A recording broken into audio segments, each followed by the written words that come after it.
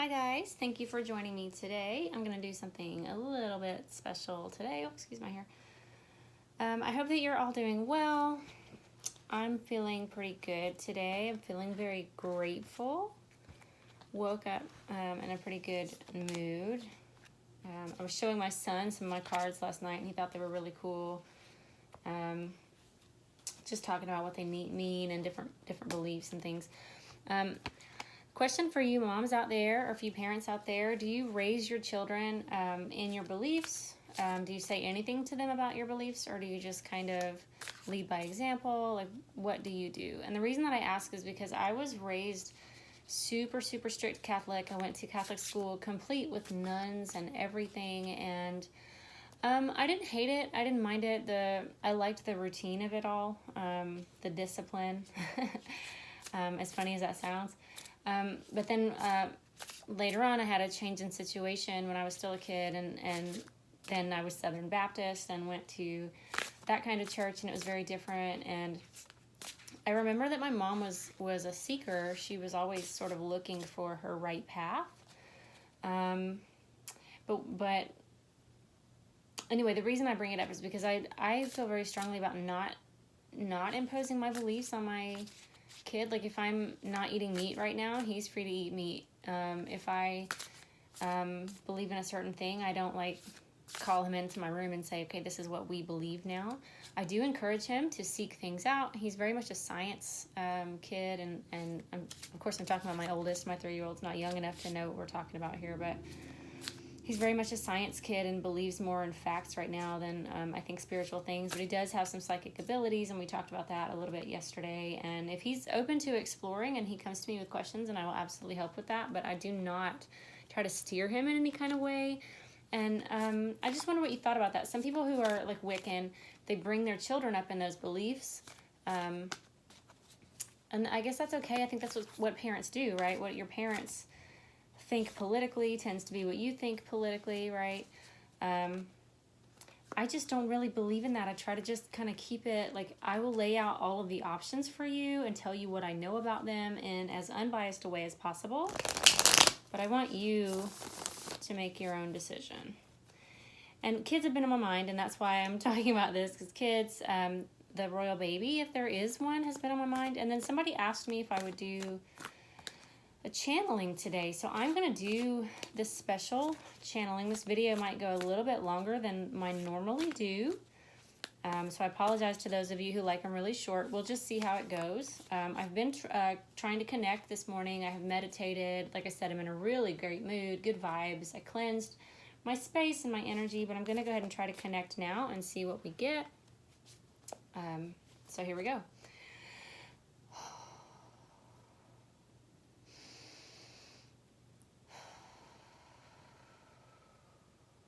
Dear spirit guides, angels, archangels, ascended masters, my loved ones, anyone on that other plane who's here with me now,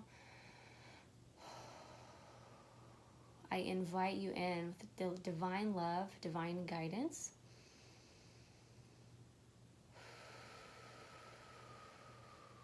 I invite you here. Allow me to be a conduit and deliver clear and concise messages. Please answer our questions. Right now we're hoping to connect with Anne Boleyn, the spirit of Anne Boleyn.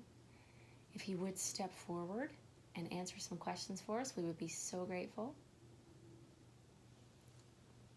I'm going to start with the Wild Unknown deck. I wish you guys could feel the energy in here. It's electric. It feels really good. This is going to be good. Okay. So Anne Boleyn. Anne Boleyn was famously the wife of one of the wives of Henry VIII.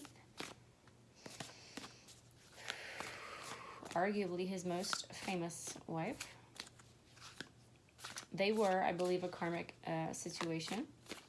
Possibly a twin flame situation. Oh, I'd like to know, Anne Boleyn, what you see when you look at Harry and Meghan. What are we looking at in this royal situation? Any information that you can give us, any insight, will be greatly appreciated.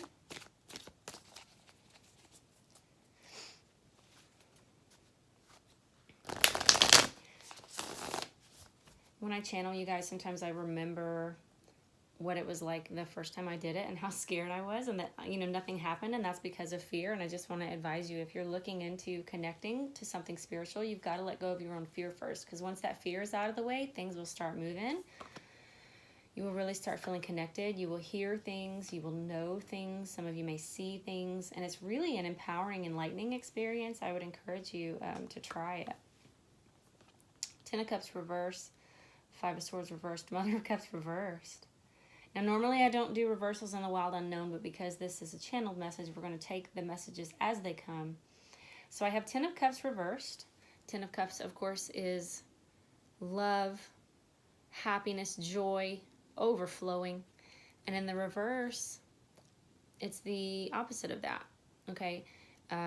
Your cups, instead of being totally full with these great emotions, they're spilling out. They may be totally empty. If they're not empty, they're draining, okay? Five of Swords, normally a card of conflict. It's not great in the opposite. It depends on the situation. I think it still feels to me like being cut in half. It feels like two separate people with two separate spaces. And the thing about swords is that what cuts the thing in half is truth, honesty, communication. And then Mother of Cups, as you all know, is my Princess Diana card, and she is in the reverse. And I feel like this is coming up because Princess Diana is being mentioned a lot in the press, in Meghan and Harry's PR articles. They are comparing Meghan to Princess Diana a lot. They're comparing themselves to Diana, saying that they're following in her footsteps and continuing in her work. And I think that's just to get people to like them more. It's kind of a Hail Mary pass, and this card tells me that it's not working, that they don't have Diana's blessing, and that this woman is no Diana, okay? And again, this cup that should be full of genuine love and genuine compassion for people, if we were looking at a person like Princess Diana, is actually upside down. So it's totally empty, okay? That's very interesting. Very interesting. What else can you tell us about Meghan? And let's ask her motivations. What can you tell us about what's driving Meghan right now? What are her motivations right now? What can you tell us about what's driving Meghan right now? Meghan's motivations. Two of Swords and the King of Pentacles. I think she thinks she married the King of Pentacles, or she married into that family. Two of Swords is a card of choices. It feels very much, you guys, I wish you could feel my solar plexus chakra is like vibrating right now. So I know that I'm in tune, which is great. The thing with the Two of Swords feels like she's actually, we talked about this, she's the victim. She's actually sat down with these two swords. She's crossed them over her chest. These are truth and clarity and communication. And she's saying, no, I'm not going to give you that, but I'm also going to blindfold myself so that I am the victim. I look like the victim. Help me, somebody help me. I'm holding the big sharp swords. I'm holding the information. I have the truth in my hands. Oh my gosh, I'm the victim. Somebody rescue me. And who comes in and sweeps in with this King of Pentacles? This could be Harry, could be Prince Charles. It could be an earth sign, but I'm just getting very much like, since we asked motivations, she's trying to make herself a martyr almost, and it's for the money.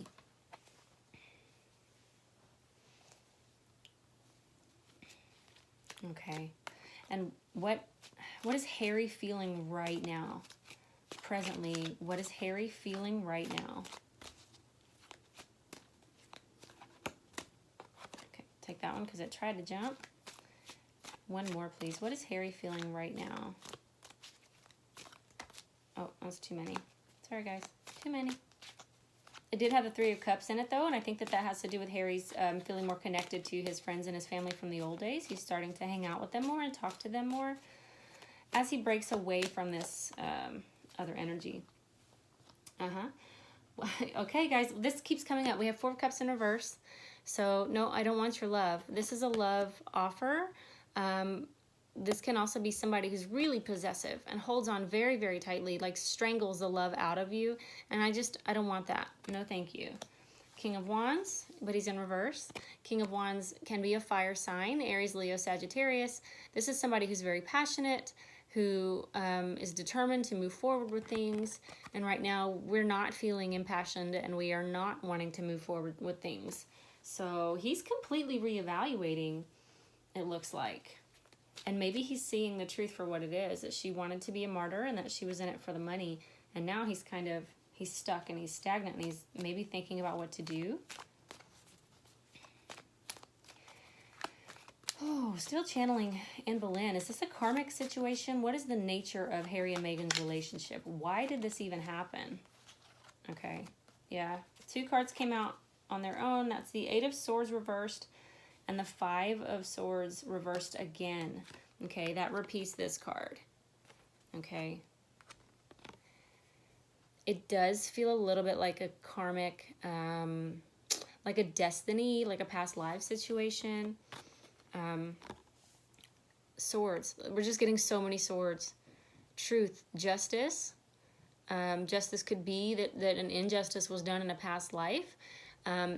If Meghan were, as some people speculate, the reincarnation of Anne Boleyn, and Harry is, whose given name is Henry VIII, and this is something they're having to work out. She's getting her revenge on him because she's not this anymore. She's not bound. She's not in the tower. She's not afraid.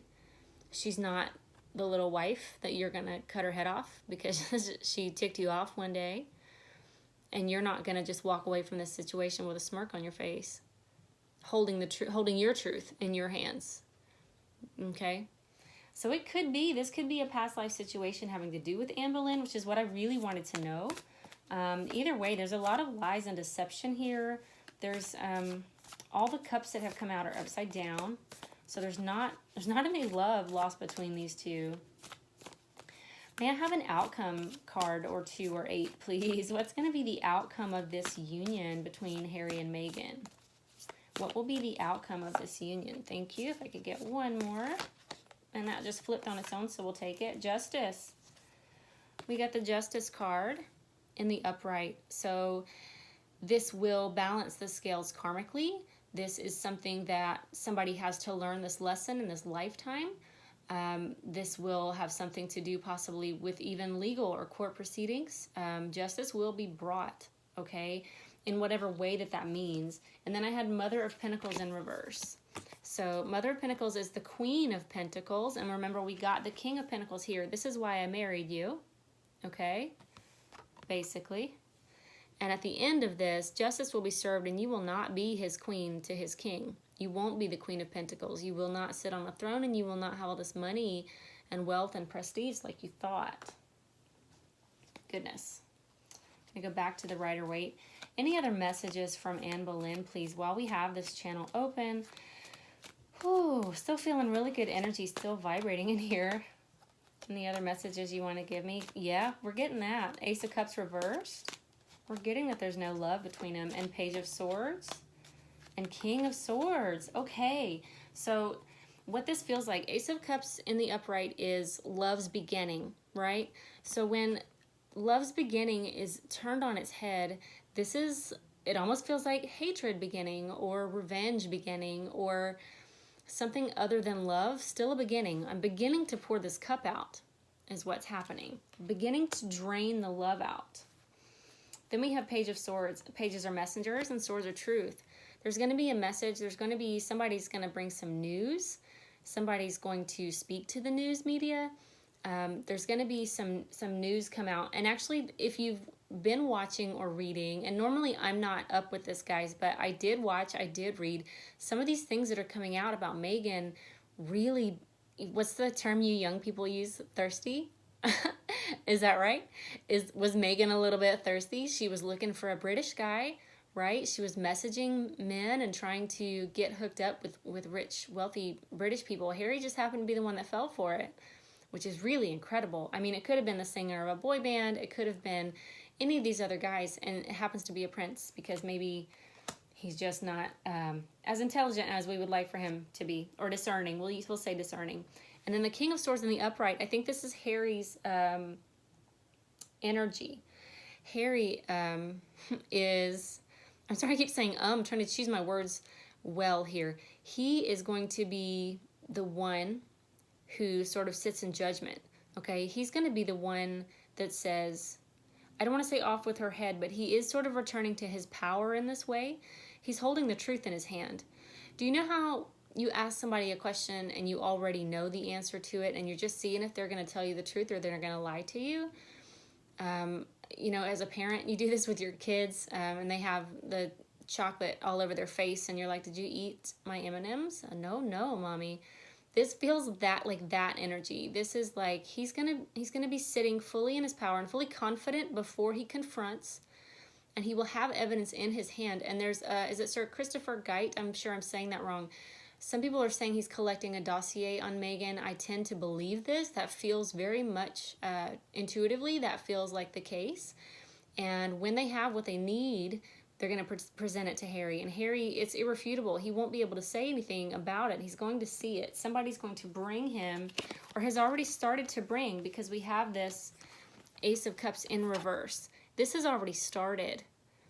Seeing the truth, bringing the truth. And when he finally does sit as the king with this truth, he's going to ask her about it, and she's going to say, oh no, that's not at all. But she doesn't know that he's already seen it. He's already got the files, the information. The love has drained out. Gosh, guys, I think that from years of being in the royal family too, he knows how to sort of hide his emotions if he needs to or wants to. He's not being fiery and passionate. He's holding back from that energy. This is normally somebody that would just come over and, you know, put your clothes on fire in your car waiting to exhale. But he's holding back from that energy. He's going to stay calm. So he's got the Four of Cups in reverse. We're removing the love and the passion from the situation so that we can sit very, very level-headed in this situation. It is a karmic situation. It is something they both had to learn. Harry, I feel like, is doing a lot of growing in this time. And Meghan, you know, like her or hate her, she sort of has earned some humiliation. With all the lies, with all the people that she has cut off to get to her King of Pentacles, it's kind of a crappy way to live. It's a crappy way to treat other people and to think that that's just always going to be okay. But what's going to happen, what we've been told is going to happen, this is going to be justice here. That sword there is this sword here. That sword between the cats, between dark and light, that's the sword that he's holding here. Let's call it Lightbringer, right? You Game of Thrones fans. So he's going to be sitting on the throne holding Lightbringer. He's going to know what happens. Justice will be served, and she will not be the Queen of Pentacles. We are not fooled. We know that the cups of love are draining out.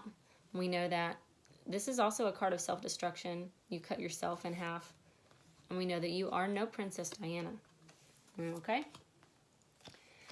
All right, guys, tell me what you thought about this reading. I'm still buzzing from it, so I might do another one right after this. I love this energy so much. Give me a thumbs up. Give me a comment and tell me anything you saw that I didn't see and any other questions that you have. I'm happy to read for those. Thank you very much from the bottom of my broken heart for your messages of support and love at what is a difficult time, but I'm getting through it, and I love you guys so much. I so appreciate you. If you want a reading, email me. You know the drill. Thank you for being here, and we'll do it again soon. Bye-bye.